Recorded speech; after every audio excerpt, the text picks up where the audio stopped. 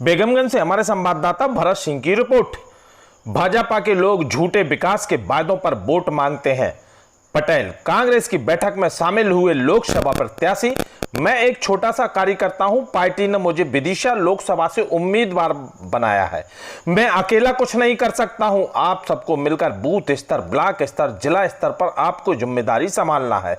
यह लोकसभा चुनाव मेरा या आपका नहीं है, यह देश का चुनाव है। भाजपा के लोग यहां से झूठे वायदे करके चुनाव जीत जाते हैं। यहां भी सांसद महोदय 5 साल से एक भी बार आप लोगों के बीच नहीं आई हैं, लापता हैं, गुमशुदा हैं, ना ही विकास किया है। अब बताओ, क्या आप सबने यहां के मतदाताओं ने इसलिए बनाया कि इतने ज्यादा मतों से विजय बनाया था?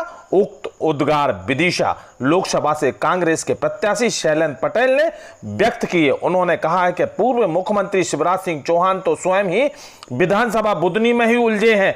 एक विधानसभा में 15-15 लाल बत्ती बांट दी, जबकि विदिशा लोकसभा क्षेत्र में छोटा सा क्षेत्र नहीं है, लेकिन बाकी क्षेत्र से कोई मतलब नहीं है और ना ही बुदनी से ही प्रत्याशी लेकर आ गए।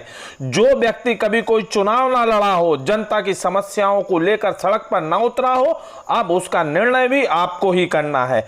मैं जब युवक कांग्रेस का विदिशा लोकसभा का अध्यक्ष था, तब पूरे क्षेत्र में भाजपा सरकार के खिलाफ धरना प्रदर्शन आंदोलन किए थे और प्रत्येक ब्लॉक स्तर पर पद अधिकारी से संपर्क में रहा था। उन्होंने समस्त कार्यकर्ताओं से जी जान से जुटकर कांग्रेसियों को विजय बनाने का आह्वान किया है। सर्वप्रथम कांग्रेसी प्रत्याशी शैलेश पटेल ने पूर्व विधायक देवेंद्र पटेल के निवास पर पहुंचे, जहां पर पूर्व विधायक ने स्वागत किया और कार्यकर्ताओं से मिले। जिसके उपरांत लोकसभा प्रत्याशी शैलेंद्र पटेल जनपद अध्यक्ष प्रतिनिधि साहब सिंह पटेल के निवास पर पहुंचे और कांग्रेस कार्यकर्ताओं की बैठक की आयोजन की। तत्पश्चात सुल्तानगंज में भी बैठक में भी शामिल होने के लिए पहुंचे और उसके बाद वो पहुंचे सिलवानी।